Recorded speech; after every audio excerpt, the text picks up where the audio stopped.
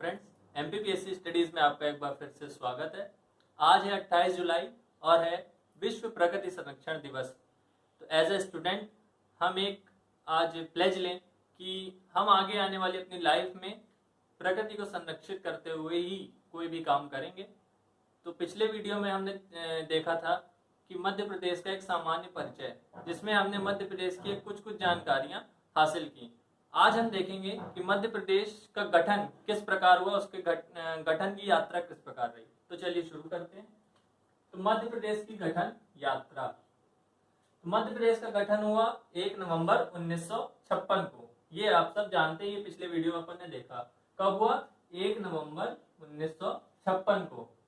पर 1947 से 1956 के बीच में ऐसा क्या था, वो चीजें हम जानने की कोशिश करेंगे। तो आजादी के समय मतलब 15 अगस्त 1947 को भारत में 562 देशी रियासतें थी। कितनी? 562 देशी रियासतें थी।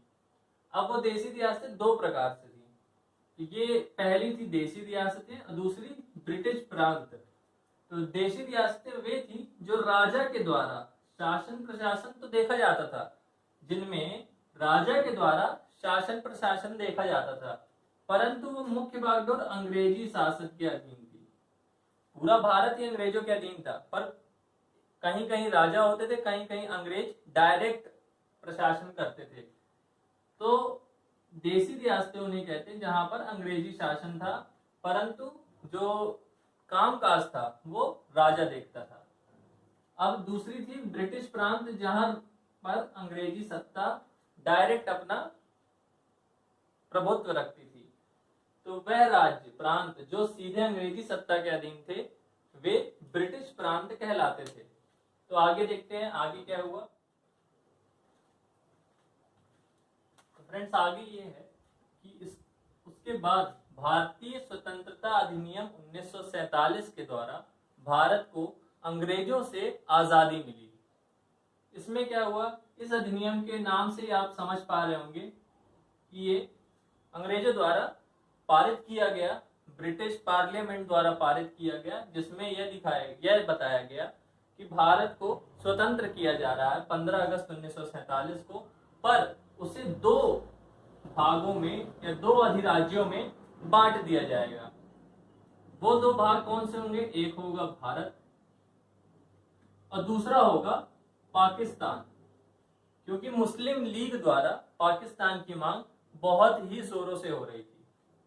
अब उस समय भारत में 562 देशी रियासतें थीं, जिनके समक्ष 3 विकल्प रखे गए। वो 3 विकल्प कौन कौन से थे? अंग्रेजों द्वारा इन 562 देशी रियासतों की, जो बहुत सारे देशी रियासतें आप देख पा रहे होंगे, उनके सामने 3 विकल्प रखे।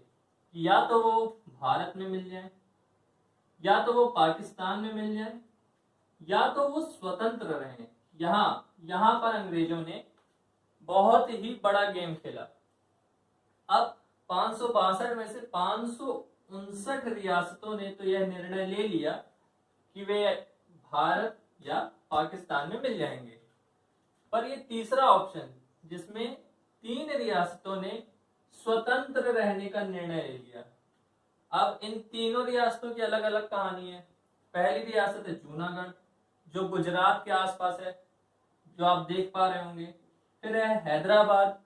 हैदराबाद अपन जानते हैं दक्षिण में है भारत के। और तीसरा है कश्मीर। कश्मीर जो अभी तक जिसकी समस्या नहीं सुलझ पाई है वो। अब इन तीनों की दोस्तों एक बहुत ही इंटरेस्टिंग कहानी तीनों की। जूनागढ़ की कहानी की बात करें तो जूनागढ़ के राजा के बारे में ऐसा कहा जाता है कि वे कलाओं को बहुत अधिक पसंद करते थे। वे नृत्य कला खुद भी करते थे। तो जब सरदार वल्लभ भाई पटेल के नेतृत्व में पुलिस बल वहां पहुंचा और जूनागढ़ को हथियाने के लिए प्रयास करने लगा, तो राजा के बारे में ये कहा जाता है कि वे अपने धन संपत्ति और 2 पालतू कुत्तों को लेकर भाग गए और अपने महल, अपने पूरे राज्य और अपनी रानी और अपने बेटी बच्चों को सबको छोड़कर चले गए। बहुत ही स्ट्रेंज कहानी है। अब हैदराबाद की क्या कहानी है? हैदराबाद में राजा को निजाम कहते हैं। तो निजाम थे, उनकी एक इंटरेस्टिंग कहानी ये है कि जब ऑपरेशन पोलो चलाया गया सरदार पटेल द्वारा, तो जो निजाम थे वे इसलिए नहीं भागे क्योंकि उनके सामने चप्पल नहीं थी। वे बहुत शौकीन हुआ करते हैं, निजाम फेमस है शौकीन होने के लिए। तो वो इसलिए नहीं भागे क्योंकि चप्पल नहीं थी, चप्पल होती तो वो भाग जाते। तो ये इनके लिए इंटरेस्टिंग कहानी है। और कश्मीर में थे राजा हरि सिंह। तो राजा हरि सिंह ने क्या हुआ कि स्वतंत्र रहने का निर्णय ले लिया, लेकिन वहां की जनता ये चाहती थी कि भारत में मिला दिया जाए कश्मीर को। तो राजा हरि सिंह ने जन आंदोलन को रोकने के लिए परेशान होकर, अब उसके बाद कुछ दिन बाद क्या हुआ कि पाकिस्तान की सेना ने कश्मीर पर आक्रमण कर दिया, उस पर अधिकार करने के लिए, उसे ऑक्यूपाई करने के लिए। तो राजा हरि सिंह सो गए और अपने एक नौकर को बंदूक देकर कहा कि अगर पाकिस्तान हम पर हमला कर रहा है और अगर वो सफल हो जाता है तो मुझे नींद में ही गोली मार देना। तो ये 3 कहानियां थी। इसके बाद हम आगे बढ़ते हैं कि आगे क्या हुआ। दोस्तों, अब भारत में 1947 से लेकर 1950 तक क्या स्थिति थी वो देखेंगे। 1947 से 1950 तक संविधान लागू होने के पहले भारत 4 भागों में विभाजित था। ये टेबल जैसा आप बना लें। पहले नाम था भाग का, पहले भाग का नाम था भाग का। यहाँ पर वे राज्य थे जहां पर गवर्नर का शासन होता था।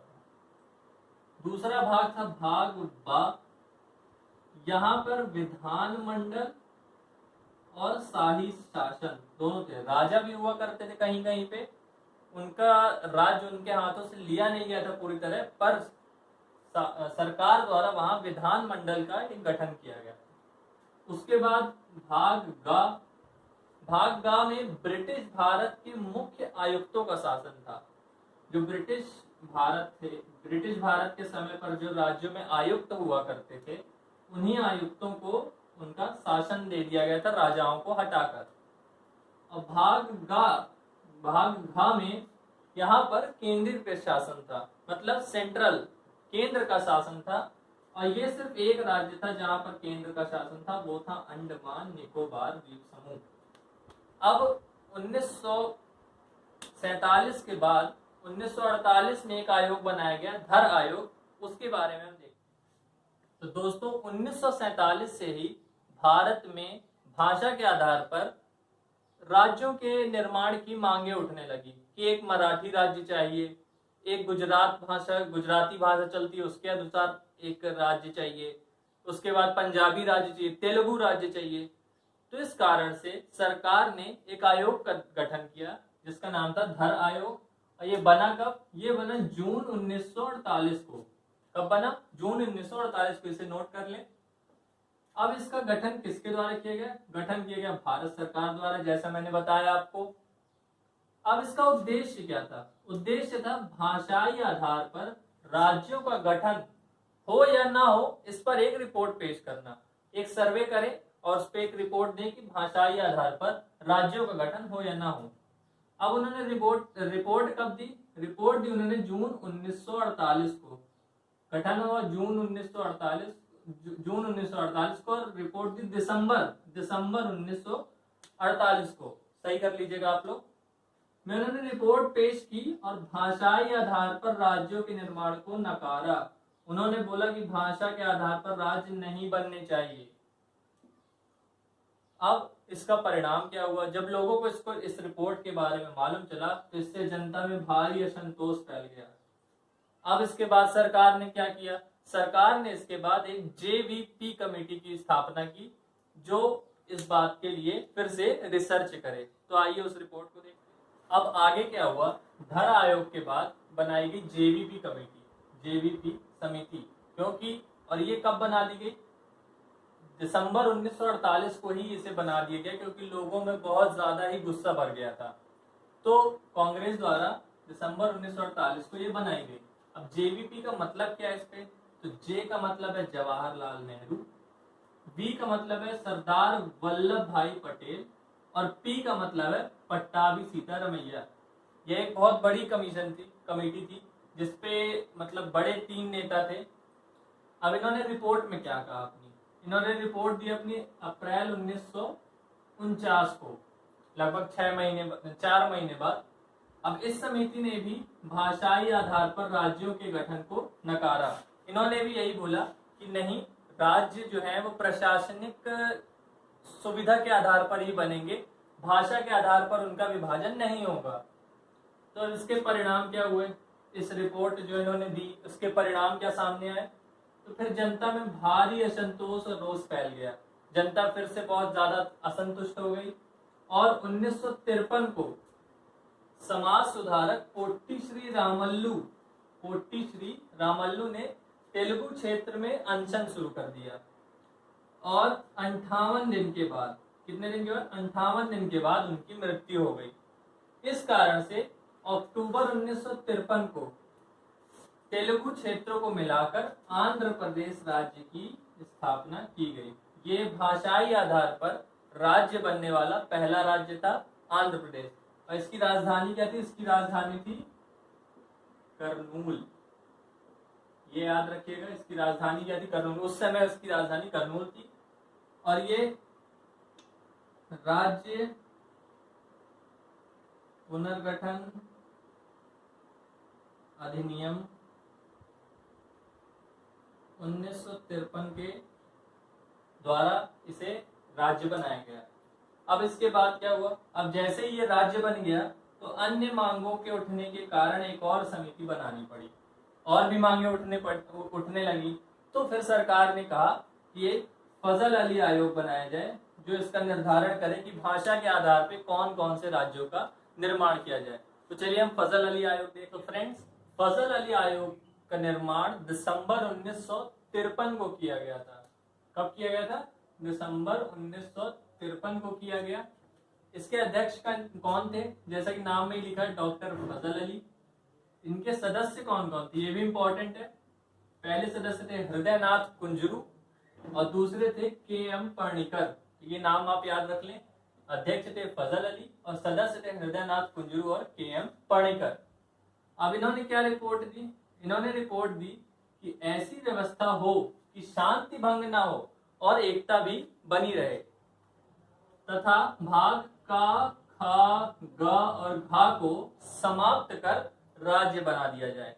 तो इन्होंने ऐसी रिपोर्ट दी। अब रिपोर्ट के परिणाम स्वरूप क्या क्या निष्कर्ष है सामने, तो रिपोर्ट के परिणाम स्वरूप 14 राज्यों, कितने, 14 राज्यों व 6 केंद्र शासित प्रदेशों का निर्माण किया गया। और ये कब किया गया, 1 नवंबर 1956 को, जब मध्य प्रदेश भी एक राज्य बना। तो आगे देखते हैं कि इसके आगे की कहानी क्या रही। तो अब आगे देख लेते हैं कि जब तक ये आयोग समितियां बनने का क्रम चल रहा था, तब तक मध्य प्रदेश की क्या स्थिति थी। तो 1947 से 1956 की मध्य भारत की स्थिति क्या थी, इसे 3 भागों में बांटा गया था, स्टेट ए, स्टेट बी या स्टेट सी, या part A, part B, part C, आप कुछ भी देख सकते हैं, किताबों में मिलता रहेगा। तो स्टेट ए में क्या क्या था, स्टेट में सेंट्रल प्रोविंस या सीपी जिसे कहते हैं, बरार और छत्तीसगढ़ बघेलखंड के क्षेत्र को मिला के स्टेट ए बनाया गया था, जैसा आप मैप में देख रहे हैं, स्टेट ए। और इसे ही मध्य प्रदेश नाम दिया गया था उस समय। इसकी राजधानी क्या थी, इसकी राजधानी थी नागपुर। ये इंपॉर्टेंट है, आप याद रखें। और इसके प्रमुख कौन थे, प्रमुख थे पंडित रविशंकर शुक्ल। ये आप याद रखें जरूर से, ये इंपॉर्टेंट है। उसके बाद पार्ट बी में या स्टेट बी में पश्चिम की 25 रियासतों को मिला के इसे बनाया गया था, जिसे मध्य भारत नाम दिया गया था। इसे मध्य प्रदेश कहते थे पार्ट ए को, और पार्ट बी को मध्य भारत नाम दिया गया था। इसकी राजधानी क्या थी, इसकी राजधानी थी इंदौर व ग्वालियर। 6 महीने इंदौर और ग्वालियर रहती थी। और इनके प्रमुख थे पंडित लीलाधर सेठ, ये आप याद रखें। अब स्टेट सी, तो उत्तर की रियासतें भोपाल और विंध्य प्रदेश को मिला के स्टेट सी बनाया गया था, जहां पे क्रॉस किया हुआ है मैंने, आप देख लीजिए पार्ट सी। यह कुल 38 रियासतों से मिलकर बना था। कितनी, 38 रियासतें मिला के पार्ट सी बनाया गया था। और राजधानी थी इसकी रीवा। तो ये आप याद रखें। बाकी हम अगले पार्ट में चर्चा करेंगे कि 1956 के बाद से अभी तक की स्थिति कैसी रही, मध्य प्रदेश में कौन कौन से नए जिले बने। तब तक के लिए आप इसे रिवाइज कर लीजिए और नोट डाउन कर लीजिए। अगले वीडियो में मिलेंगे। जय हिंद, जय भारत।